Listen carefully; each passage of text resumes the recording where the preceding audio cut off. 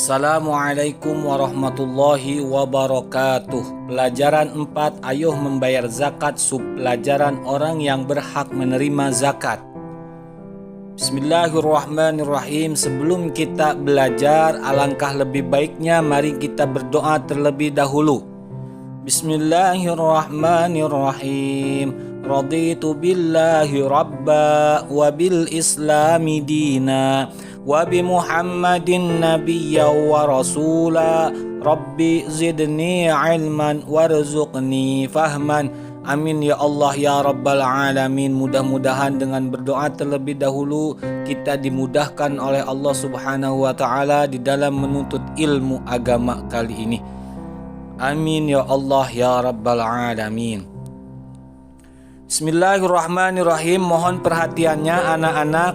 Kita masuk materi masih di pelajaran 4, ayuh membayar zakat. Nah, kali ini kita akan belajar orang yang berhak menerima zakat. Dari sebelumnya kita sudah belajar zakat fitrah dan zakat mal. Nah, untuk kali ini kita akan belajar orang yang berhak menerima zakat. Orang yang berhak menerima zakat disebut mustahik zakat. Allah Subhanahu wa Ta'ala telah menetapkan golongan orang yang berhak menerima zakat dalam firman-Nya Quran surah At-Taubah ayat 60. Nah, mohon perhatiannya, kita akan membacakan Quran surah At-Taubah tersebut. Orang-orang atau golongan yang berhak menerima zakat di dalam Al-Quran.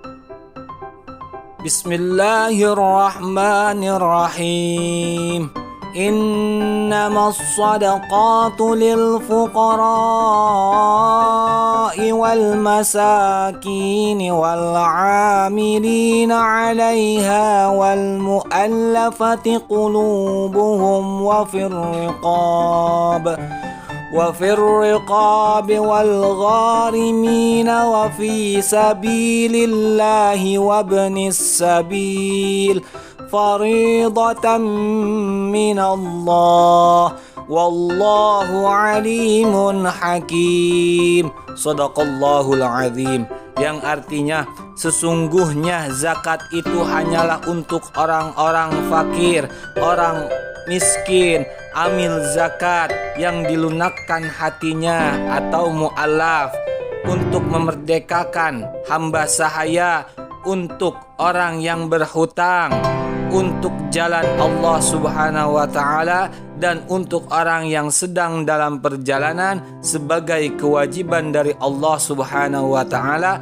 Allah Subhanahu wa Ta'ala Maha mengetahui, Maha bijaksana.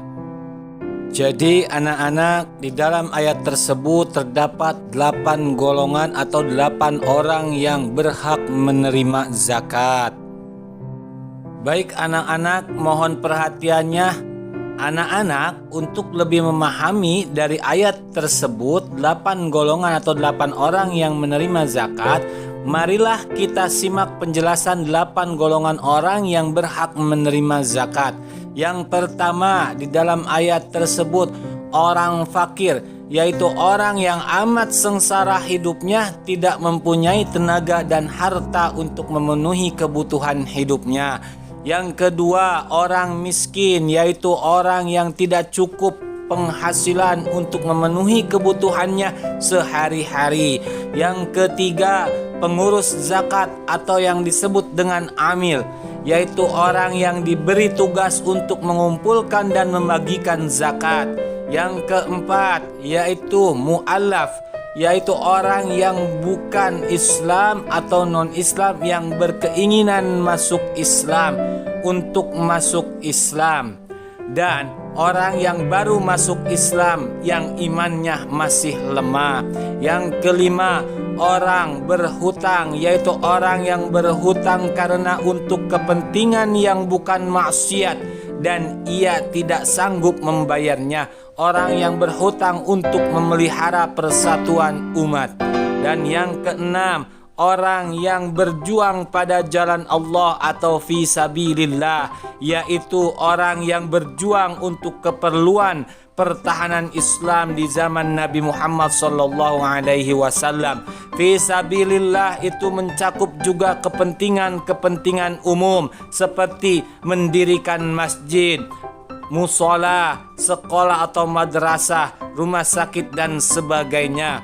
Yang ketujuh, hamba sahaya, yaitu budak yang harus dimerdekakan. Dan yang kedelapan, yang termasuk 8 golongan orang yang berhak menerima zakat, yaitu adalah ibnu sabil, yaitu seorang anak yang sedang menuntut ilmu namun kesulitan dalam pembiayaan. Nah, itu tadi semua yaitu adalah 8 golongan orang yang berhak menerima zakat. Alhamdulillah anak-anak, pada kesempatan kali ini kita telah bersama-sama mempelajari orang-orang yang berhak menerima zakat. Mudah-mudahan menjadi ilmu yang bermanfaat. Amin ya Allah ya Rabbal Alamin. Sebelum tutup, seperti biasa, Bapak akan mengingatkan kalian, jangan lupa sholatnya. Jangan pernah kalian tinggalkan sholat. Dan tak lupa kalian doakan kedua orang tua kalian setelah sholatnya. Terakhir, tetap semangat, jaga kesehatannya, pakai masker, jaga jarak, cuci tangan, jaga kesehatannya ya. Cukup sekian dari Bapak, terima kasih. Wassalamualaikum warahmatullahi wabarakatuh.